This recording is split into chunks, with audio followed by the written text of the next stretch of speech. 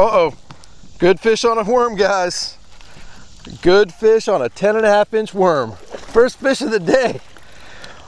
Welcome aboard, guys. Cornell with YouTube Fishing Vids. I'm out here way off a point. I'm back in town from my Chicago trip. And I wasn't playing with the drop shot today. I decided to go big the way we should in the summertime and deep. It's not a bad fish on a 10-inch worm. He got it kind of deep too. I wasn't paying very good attention. There he is, old monster, plum colored 10-inch worm. 5/16 ounce tungsten weight on a 7-foot medium heavy. First fish of the day. It's a nice one. Let's see if I can get him out without hurting him too bad. Got it pretty deep, but I think he'll be all right. That's just number one. Let's see what we can do. Okay folks, here's the exact setup for my old monster. I believe it might be a tequila sunrise, or it's basically just a plum, light purple color. And there's the 5/16 ounce tungsten that I'm working. I don't need to peg it. I just happen to have it pegged, you know, when you're just popping through weeds, which is what I'm doing out off these points, just dropping off of weed lines and kind of slithering it through the grass and popping it through the grass with just a real slow, steady retrieve. I'm not really dragging it with my rod tip, but I'm actually just turning the handle of my reel and feeling everything as it's going through the weeds. And when it pops free and, you know, lets loose of the weeds, I just give it a nice long pause and let it sit there and let anything that's looking at it just maybe consider sucking it in. But that's a Owner 5/0 wide gap straight shank hook. It's a worm hook and it's a 5/0, not an extra wide gap, but one of their wider gapped straight shank worm hooks. So there's the 10.5-inch old monster by Zoom, and man, these things are killer in the summertime. So throw down. Here's the rod and reel. Rod and reel is just my, this is actually the Team Lose Pro Z. This is the 1-year newer model, like I said in a couple of my other videos, than the Pro Mag they just came out with. 15-pound test, InvisX Seagar, and that's a high-speed reel. It's a 7, I believe that's a 7/7-to-1 reel, 7/1-to-1 reel, high-speed reel on a newer version of the Clarksburg rod. That's a really reasonable price point rod, guys. That's a it's a 7-foot medium heavy. I believe extra fast taper, so that's rated anywhere from 10 to 12-pound test, 1/4 ounce all the way up to 3/4 of an ounce. So it's the perfect worm rod. So that's my setup. That's the arsenal. Let's go back and get another one. Oh baby. Gosh, I love a 10-inch worm, and I do not fish it enough. Not a big one, but man, what a cool bite. It's such a different feeling when you're fishing Texas rig stuff versus drop shot, shaky heads, that kind of deal. There he goes. Oh, that probably didn't feel good. Sorry, buddy. Come here.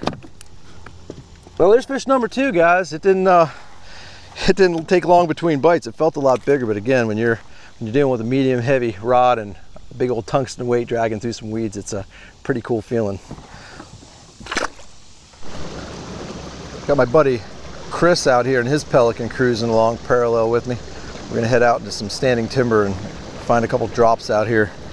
See if we kind of find a couple more big worm fish, maybe a jig fish or two.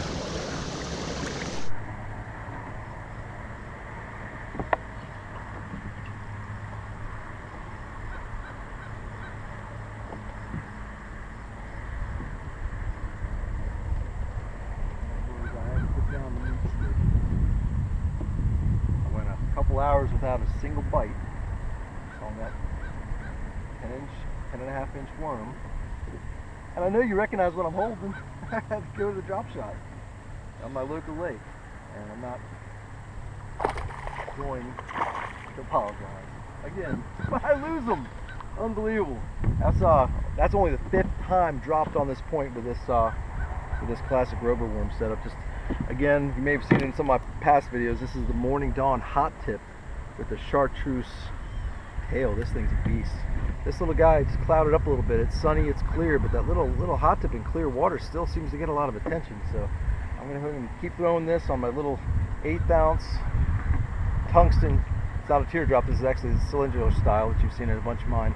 Guys, look how short that leader is. I mean, that's barely a foot. That's maybe about 8-9 inches. So in the summertime, these fish are really hugging the bottom. They're really, really tight against these weed edges. And that's what I'm dealing with. I got a nice clean point. I got a sheer drop off with a little hump. I got a little weed line, and I'm popping it through the weeds, and it's dropping off the edge, and they're sucking it in. So that was a nice little fish. I'm sure I'll get another one. Hang in there.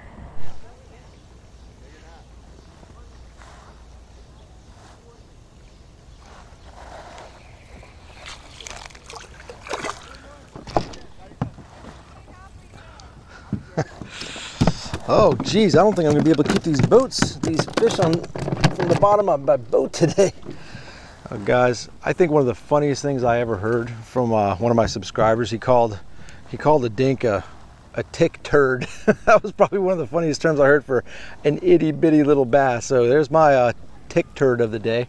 So guys, I hate to say it, but the dog days of summer are upon us. It is one of those kind of days. I don't know if it's the full moon or the heavy rains we had. We had giant thunderstorms the past few nights. The water level's up.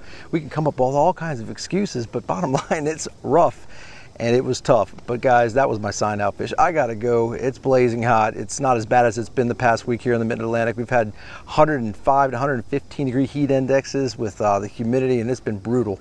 But finally got back out on my local lake after that awesome road trip to Chicago. I'm really, really glad you guys joined me.